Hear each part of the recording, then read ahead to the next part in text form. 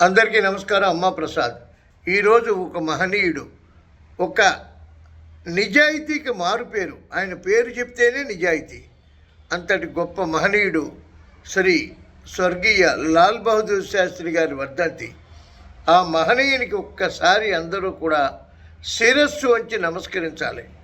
ఎందుకంటే ఆయన స్వర్గస్థులైన తర్వాత ఆయన కొన్న కారు బ్యాంకు వాళ్ళ ఇంటికి వచ్చి మాఫీ చేస్తామని చెప్తే ఆయన సతీమణి అమ్మ శ్రీమతి, నాకు పెన్షన్ వస్తుంది, అందులోంచి కడతాను, మాకు మాఫీ చెయ్యొద్దు అని చెప్పినటువంటి ఉత్తమ ఇల్లాలు ఆమె కూడా.